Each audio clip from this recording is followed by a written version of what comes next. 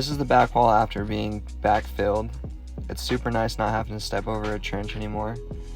Here we have some 3/4 minus gravel, which is what we're going to use to backfill for concrete. We have to put that everywhere in the shop and in the living space.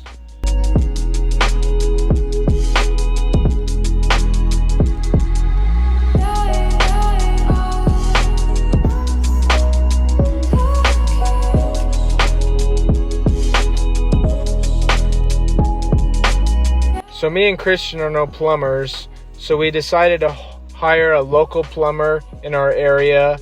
And the nice thing about it is he was able to come while me and Christian were at work and get it done so we could pour concrete when we wanted.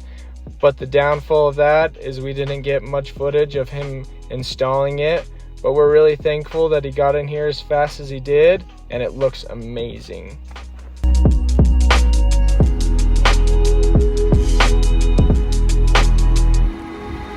My buddy JD up here, he's really good at installing this, so he came up to help. This is his first time up here. What do you think of the place, JD?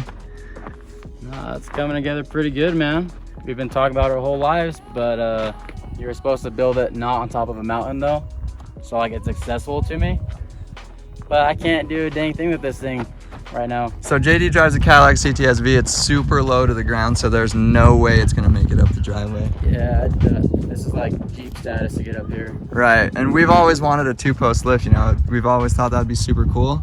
Now I'm building one. I'm building a place that can have one, and JD's car can't even make it up here. Our whole lives we're talking about shop house, lifts, detail bays, lights.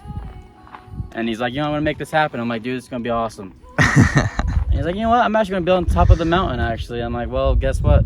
Oh, that's useless. This car won't even make it up here let's say I get up here, detail my car, spend 20 hours on that, drive 5 feet out of this dang garage, and it's gonna be covered in dust and crap. So JD, what does the foam board do? So there's multiple reasons you put it on the foundation, but the main reason would be it prevents moisture from getting inside the house. And moisture does that, and then it gets cold, hot, it can fluctuate things, not good stuff. A lot of people will put it on the ground and then backfill over it. If you have like a heated floor or something like that in a house, you put the foam board on the ground. And there's 100 different ways to do it, and it all kind of really depends on the inspector and what the inspector wants in the city you're in. But right now, we're doing a 45-degree angle. Yeah, our inspector wants a 45-degree angle, so what does that do? So there's multiple ways, but usually the most common is 4 inches down from the top, and then you have a 45 to the top. So what inspectors want in the 45, mostly because what they've told me at least is it's kind of like a continuous foam board all the way to the top. So concrete will come and the 45 will come up, so you have technically foam board all the way to the top, but that's like less mating surface for the concrete. And if you do it wrong, you could have foam board sticking up when you pour the concrete. I think it causes more problems than it does help. So I think 4 inches down and then pour the concrete on those 4 inches is better. But what do I know? It's up to the inspectors, the it's important all up people. to the inspectors, so we'll just make them happy and call it a day. So we got some foam boards sitting here. You want to show us what the 45-degree angle looks like and what kind of insulation we're using?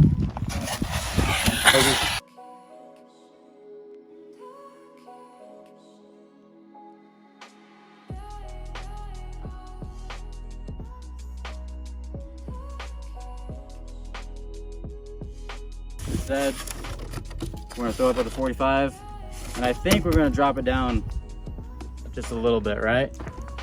We're dropping down 2.5 inches from the top, so there'll be a little bit of concrete above the slab. A little bit of that. Most foam boards I do, we just go to the top, and sometimes we don't even pre-cut it. We just 45 with the sawzall, so it's like straight up flush at the top, and the concrete will butt up to it perfectly. But in this situation, we're gonna drop it just a little bit. Like I said, there's 100 ways to do it. As long as the inspector passes it, we're solid. Let's get started.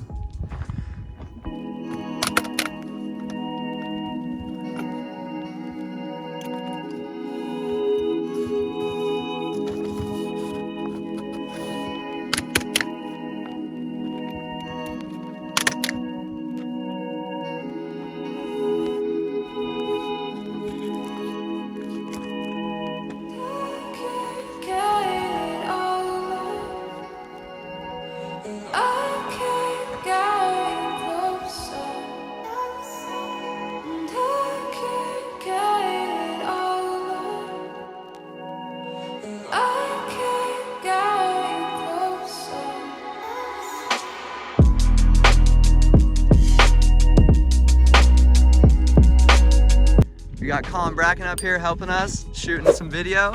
What up, boys? Check out his channel. I'll leave a link right here.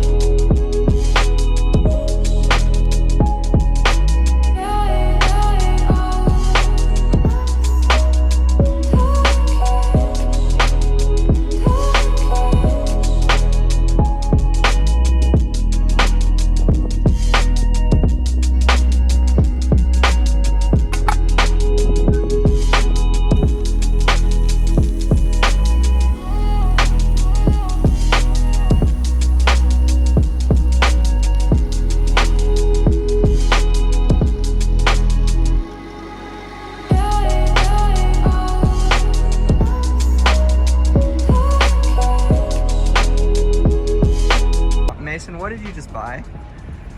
A very expensive saw. You wanted it for a while though, so. Yeah.